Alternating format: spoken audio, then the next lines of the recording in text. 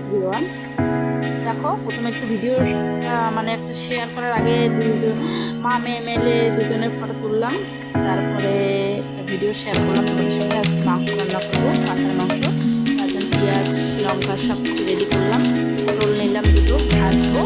তার সঙ্গে কয়েকটা লুচিয়ে শাক তুলে এনেছি, লুচিয়ে শাক ভাজবো। মেয়ের জন্য টিফিন রেডি করতেছি, মেয়ে স্কুলে গিয়েছে, তারপর টিফিনটা পৌঁছে দিতে হবে।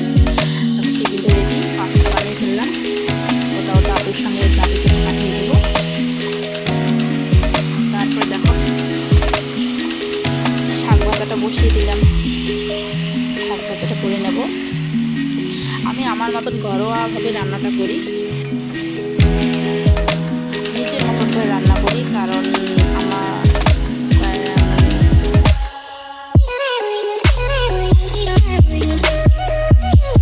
আমি জানি না তোমাদের কিরকম লাগবে, তো আমি আমার মতনই করি। দেখো, মাংসটার জন্য সব কিছু রেডি করলাম, লঙ্কা সব কিছু দিয়ে দিলাম, তেজপাতা, তেল দিয়ে মাংসটা মেখে রেখে দিতে হবে। তারপরে আরও কিছু পেঁয়াজ রসুন লঙ্কা এক্সট্রা রেখে দিয়েছি অল্প একটু। শাক ভাজাটা হয়ে গেলে নামিয়ে রাখবো।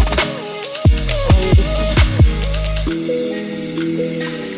তারপরে বললাম যে দুটো পটল ভাজবো, পটল দুটো ভেজে নেই, খেতে দারুণ লাগে।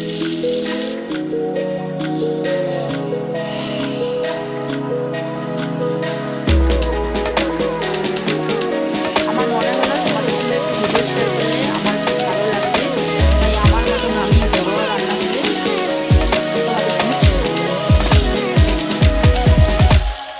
মাংস রান্না করবো, তার জন্য আলুটা ভেজে নিই, প্রথমে ভেজে রেখে দিই। তারপরে পেঁয়াজ রসুন লঙ্কা সব কিছু তেলে ভেজে লবণ দিয়ে গলে যাবে, হালকা লাল লাল করতে লাগবে। হয়ে গেছে, মাংসটা দিয়ে দিলাম, মাংসটা সব কিছু নাড়াচাড়া করে নিতে লাগবে।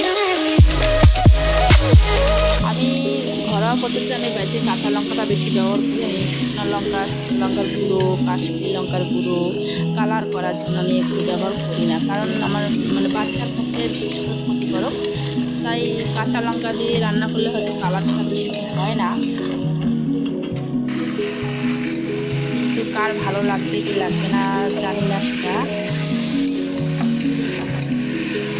তো তোমরা হয়তো ঘরে বসে কালার করো, কালার দিয়ে রান্না করো, যাতে রেসিপিটা দেখতে সুন্দর হয়, কালার হয়।